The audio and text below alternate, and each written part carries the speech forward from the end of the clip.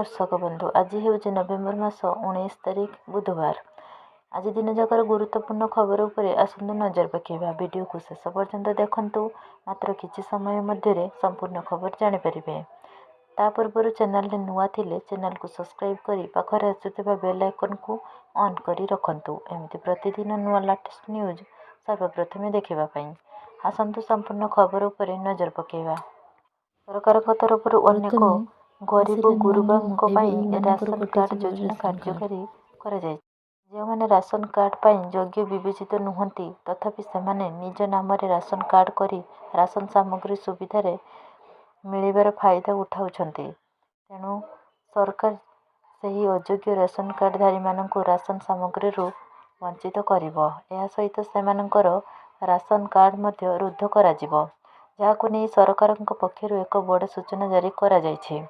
तेबे ration card पर क्यों मैंने अयोग्य विवेचित जो हिताधिकारी फ्लाट किंबा 100 वर्ग मीटर रु अधिक एरिया रे घर रही गाँव में 2 लाख और सहर में वार्षिक 3 लाख टंका रु अधिक रोजगार थिबो, ट्रैक्टर अस्त्रशस्त्र लाइसेंस रही 4 चकिया गाड़ी रही यही सब सुविधा जो व्यक्ति विशेष मानकर रही सेमानंकर नाम राशन कार्ड लिस्ट रु बाद पकाजिबो, जहा द्वारा सेमानंकर राशन कार्ड कटिजिबो।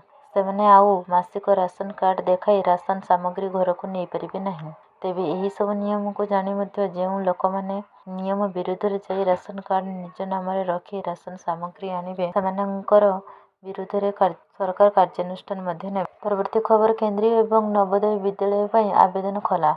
10,000 रु अधिक पदवी पर नियुक्ति। केंद्रीय विद्यालय एवं नवोदय विद्यालय रे 10,000 रु अधिक पदवी नियुक्ति पर CBSE एक सरकारी विज्ञप्ति जारी करिछि। सरकारी विज्ञप्ति अनुଯାयी KVS NVS स्कूल गुड़िक मोट 14,967 शिक्षक एवं अणुशिक्षक पदवी पूरण कराजिबो। यह पदवी गुड़िक ऑनलाइन आवेदन प्रक्रिया नवेम्बर 14 तारिख आरंभ होइछि। आग्रही एवं योग्य प्रार्थी माने डिसेम्बर 4 तारिख पर्यंत सरकारी वेबसाइट माध्यम आवेदन करें। प्रार्थी मानकर भारत एक स्वीकृति प्राप्त प्रतिष्ठान स्नातक स्नातकोत्तर एवं BEd किंबा MAd डिग्री थिबा आवश्यक। पदवी अनुसार बयस आवश्यकता निर्णय करा जाए। आवेदन करने पर सर्वनिम्न बयस 18, 30 एवं 35 वर्ष एवं सर्वाधिक बयस 40, 45 एवं 50 वर्ष। परवर्ती खबर आरंभ है जनगणनार प्रथम पर्याय प्राक परीक्षण। एथर लोकंकु 34टी प्रश्न पचरा 2027 जनगणनार प्रथम पर्यायर हेबाकु थिबा घर गणना एवं घर तालिका प्रस्तुति कार्यक्रम प्राक परीक्षण आम राज्य आरंभ होइछि। नवेम्बर 15 रु 30 पर्यंत November ward number 22, Cuttack ward number 17, Mayurbhanj Thakurmunda एवं नवरंगपुर तेंतुड़ी खुंटी यह सर्वे हेउछि। आज एने आयोजित सांबादिक सम्मेलन में जनगणना निर्देश निखिल पवन कल्याण कहिसेंति जे एही 4टी स्थान राज्य सरकार सम्मति चिन्हट करा जायछि। विभिन्न वर्गर लोक थिबारु भुवनेश्वर जनगहली स्थान भावे, कटक PVTG वर्ग थिबारु ठाकुरमुंडा एवं अपहंच अंचल भावे तेंतुड़ी खुंटी को बछा जायछि। एठारे जनगणनाकारी घर को घर जाई लोकंकु 34टी प्रश्न पचारिबे, जेमिति घरे कौन सुविधा अच्छी, केमिति घर, केते जण अछंती, केतोटी रूम अच्छी, घर चटना केमिति, घर मुरबी किए, भड़ा घर ना निज घर, पानी पीवा को केउठी आणंती, रोषेई पई केउ जाळाणी व्यवहार करंती, रेडियो ना टीवी व्यवहार करुछंती, केतोटी फोन व्यवहार करंती, लैपटॉप कंप्यूटर अच्छी ना नहीं इत्यादि। जनगणनाकारी माने सेमानक स्मार्टफोन रे घरर जियो टैगिंग करेंगे। घर नंबर अनुसार समस्त तथ्य रहिबो। एबे जोंठी सर्वे हेबो आसंता एप्रिल रु सेप्टेम्बर मध्य हेबाकु थिबा सर्वे रे सेठारे पुणी सर्वे हेबो बोली श्री कल्याण कहिसंती। परवर्ती खबर मणिपाल हॉस्पिटल को श्रेष्ठ मल्टी स्पेशलिटी प्राइवेट हॉस्पिटल पुरस्कार। बेस्ट हॉस्पिटल्स इन इंडिया अनुसार भुवनेश्वर श्रेष्ठ मल्टी स्पेशलिटी प्राइवेट हॉस्पिटल भावे मणिपाल हॉस्पिटल को सम्मानित करा जायछि। गत 3 वर्ष धरी मणिपाल हॉस्पिटल भुवनेश्वर यही पुरस्कार हासिल करिछि। नवा दिल्ली रे अनुष्ठित एक କାର୍ଯ୍ୟକ୍ରମରେ କେନ୍ଦ୍ର ସ୍ୱାସ୍ଥ୍ୟ ଓ ପରିବାର କଲ୍ୟାଣ ରାଜ୍ୟମନ୍ତ୍ରୀ ଅନୁପ୍ରିୟା ପଟେଲଙ୍କ ଉପସ୍ଥିତିରେ ଦିଲ୍ଲୀ ଲୋକସଭା MP ବନସୁରୀ ସ୍ୱରାଜ ପୁରସ୍କାର ପ୍ରଦାନ କରିଥିଲେ। ପରବର୍ତ୍ତୀ ଖବର ବରଗଡ଼ ଧନୁଯାତ୍ରାରେ ଏଥର ନୂଆ କଂସ, ଆଉ କିଛି ସମୟ ପରେ ନାମ ଘୋଷଣା।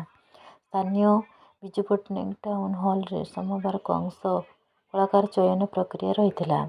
44 ଜଣ ଯୋଗ୍ୟ ଆବେଦନକାରୀଙ୍କ ମଧ୍ୟରୁ 36 ଜଣ କଳାକାର ବେଶଭୂଷା ପରିପାଟୀ ସହିତ ଚୟନ ପ୍ରକ୍ରିୟାରେ ସାମିଲ ହୋଇଥିଲେ ଏବଂ ବିଚାରକ ମଣ୍ଡଳୀଙ୍କ ସମ୍ମୁଖରେ ନିଜ ଅଭିନୟ ନିଖୁଣତା ପ୍ରଦର୍ଶନ ସହିତ ବିଭିନ୍ନ ପ୍ରଶ୍ନର ଉତ୍ତର ରଖିଥିଲେ। ସେହିପରି ଗତ 15 ତାରିଖ ଦେବକୀ, ନାରଦ, ଚାରୁଣ, ମୁଷ୍ଟିକ, ସାର୍ତ୍ତକୀ, ବସୁଦେବ, ଅକ୍ରୂର, ଉଗ୍ରସେନ ଏବଂ 16 ତାରିଖ ମହାମନ୍ତ୍ରୀ ଓ ସେନାପତି ଚରିତ୍ର ପାଇଁ କଳାକାର ଚୟନ ହୋଇଥିଲା।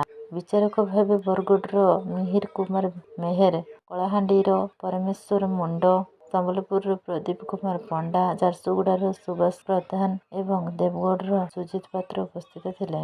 ଆଜି ପୂର୍ବାହ୍ନ 11ଟାରେ ଜିଲ୍ଲାପାଳଙ୍କ କାର୍ଯ୍ୟାଳୟ ପରିସରରେ କଂସ ସମେତ ବିଭିନ୍ନ ଚରିତ୍ର ପାଇଁ ଚୟନ ହୋଇଥିବା କଳାକାରଙ୍କ ନାମ ଘୋଷଣା କରାଯିବ ବୋଲି ଧନୁଯାତ୍ରା ମହୋତ୍ସବ ସମିତିର ସମ୍ପାଦକ ସୁରେଶ୍ୱର ଶତପଥୀ ସୂଚନା ଦେଇଛନ୍ତି। ପରବର୍ତ୍ତୀ ଖବର ମାସ ଶେଷ ସୁଦ୍ଧା ଭାରତ ଆମେରିକା ବାଣିଜ୍ୟ ରାଜିନାମା, ସୋୟାବିନ, ମକା ବଜାରକୁ ଖୋଲିବ ଭାରତ। ଯୁକ୍ତରାଷ୍ଟ୍ର ଆମେରିକା ଏବଂ ଭାରତ ଚଳିତ ମାସ ଶେଷ ସୁଦ୍ଧା ଦ୍ୱିପାକ୍ଷିକ ବାଣିଜ୍ୟ ଚୁକ୍ତି ଘୋଷଣା କରିବା ସମ୍ଭାବନା ରହିଛି। ଭାରତ ଉପରେ ଦଣ୍ଡ ସ୍ୱରୂପ ଲଗାଯାଇଥିବା ଶୁଳ୍କ ପ୍ରତ୍ୟାହାର କରିବାକୁ ଆମେରିକା ରାଜି ହୋଇଛି। ଭାରତ ସୋୟାବିନ, ମକା ଏବଂ କେତେକ ଦୁଗ୍ଧ ଉତ୍ପାଦର ଶୁଳ୍କମୁକ୍ତ ଆମଦାନୀ ପାଇଁ ନିଜର ବଜାର ଖୋଲିବ। ଏନେଇ ଉଭୟ ଆମେରିକା ଓ ଭାରତ ଶିଳ୍ପ ଓ କୃଷିଜାତ ସାମଗ୍ରୀ ପାଇଁ ନିଜର ଶୁଳ୍କ ଚୂଡ଼ାନ୍ତ କରିଥିବା କୁହାଯାଇଛି। ସୋୟାବିନ, ମକା ବଜାରକୁ ଖୋଲିବ ଭାରତ, ଜରିମାନା ଶୁଳ୍କ ପ୍ରତ୍ୟାହାର କରିବ ଆମେରିକା।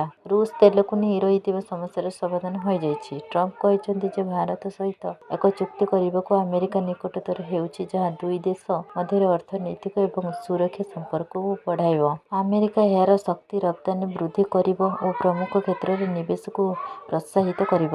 ପ୍ରଥମଟି 12ରୁ 15% ମଧ୍ୟରେ କିମ୍ବା 15ରୁ 19% ମଧ୍ୟରେ ଶୁଳ୍କ ରହିବା ଆଶା କରାଯାଉଛି। ସୂଚନା ଅନୁଯାୟୀ ଉଭୟ ପକ୍ଷ ଶୁଳ୍କମୁକ୍ତ କିମ୍ବା ଅପେକ୍ଷାକୃତ କମ୍ ଶୁଳ୍କରେ ଆମଦାନୀ ପାଇଁ ତାଲିକା ସମ୍ବନ୍ଧୀୟ ଅଧିକାଂଶ ପ୍ରସଙ୍ଗ ସମାଧାନ କରିଛନ୍ତି।